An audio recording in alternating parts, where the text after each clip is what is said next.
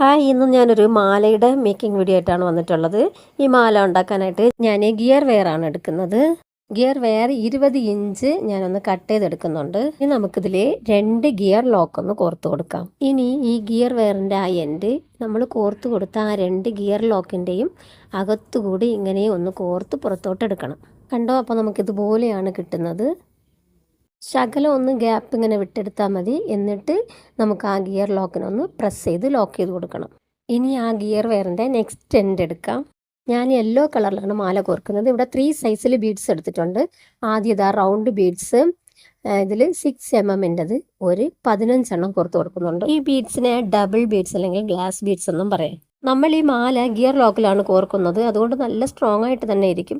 അതൊന്ന് പെട്ടെന്ന് പൊട്ടിയൊന്നും വരത്തില്ല. പിള്ളേർ എവിടെയെങ്കിലും പിടിച്ച് ഇളുക്കയോ അല്ലെങ്കിൽ പിടിച്ച് വലിക്കുകയോ എന്ത് ചെയ്താലും അത് പൊട്ടാതെ തന്നെ ഇരിക്കും. ഇനി അതേ ഡബിൾ ബീഡ്സ് തന്നെ നമ്മൾ കുറച്ചുകൂടി വലുത്, അതായത് 10 mm ഒരു 5 എണ്ണം കോർത്ത് കൊടുക്കുന്നുണ്ട്. അത് കഴിഞ്ഞ് കണ്ടോ, ഈ ബീഡ്സ് നോക്കിക്കേ, ഈ ഫ്ലവർ ബീഡ്സ് ആണ് നെക്സ്റ്റ് നമ്മൾ കോർത്ത് കൊടുക്കാൻ പോകുന്നത്. ഇതിലൊരു 5 ബീഡ്സാണ് ഞാൻ കോർത്ത് കൊടുക്കുന്നത്. ഈ ഫ്ലവർ ബീഡ്സ് സെൻറ്ററിൽ വരുന്ന രീതിക്കാണ് കോർത്ത് കൊടുക്കുന്നത്. അപ്പോൾ ഈ 5 കോർത്തതിന് ശേഷം വീണ്ടും നമ്മൾ ഈ 10 mm ആ ബീഡ്സ് വീണ്ടും ഒരു 5 എണ്ണം കൂടി കോർത്ത് കൊടുക്കണം. അത് കഴിഞ്ഞിട്ട് 6 mm ബീഡ്സ് 15 എണ്ണം കോർത്ത് കൊടുക്കണം. അപ്പോൾ മാല നമുക്ക് കംപ്ലീറ്റ് ആയിട്ട് കിട്ടും. ഇതിൻ്റെ മെറ്റീരിയൽസ് എല്ലാം നമ്മുടെ കയ്യിൽ അവൈലബിൾ ആണ്. ആവശ്യമുള്ളവരൊന്ന് കമൻറ്റ് ചെയ്താൽ മതി. ഇതിൻ്റെ കിറ്റ് നമ്മൾ സെറ്റ് ചെയ്തിട്ടുണ്ട്. ആവശ്യമുള്ളവരൊന്ന് കമൻറ്റ് ചെയ്തോളൂ. ഇതിൻ്റെ ഫൈനൽ ലുക്ക് അടിപൊളിയായിട്ടാണ് നമുക്ക് കിട്ടുന്നത്. അപ്പോൾ ഇത് ഇത്രയും കോർത്തതിന് ശേഷം നമുക്കതിൽ ലോക്ക് ഇട്ട് കൊടുക്കണം. അപ്പോൾ നമുക്കിതിൽ ഇനി ലോക്ക് ഇടുന്നത് എങ്ങനെയാണെന്നൊന്ന് കാണാം. അപ്പോൾ നമ്മൾ ഒരു സൈഡ് നമ്മൾ ഫിക്സ് ചെയ്ത് വെച്ചിട്ടുണ്ട്. ഇനി അടുത്ത സൈഡ് നമ്മളിതുപോലെ തന്നെ 2 ഗിയർ ലോക്കൊന്ന് കോർത്ത് കൊടുക്കണം.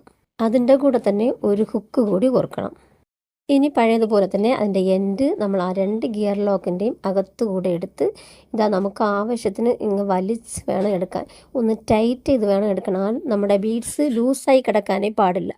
എന്നാലും നമുക്കത് കാണാൻ ഒരു ഭംഗി കാണില്ല. അതൊന്ന് ടൈറ്റ് ചെയ്ത് വലിച്ചിങ്ങ് എടുത്തതിന് ശേഷം നമുക്ക് ആ ഗിയർ ലോക്കിനൊന്ന് പ്രസ് ചെയ്ത് ലോക്ക് ചെയ്ത് കൊടുക്കണം. എന്നിട്ട് ബാലൻസ് ആയിട്ട് നിൽക്കുന്ന ആ ഗിയർ വേറൊന്ന് കട്ട് ചെയ്ത് മാറ്റാം.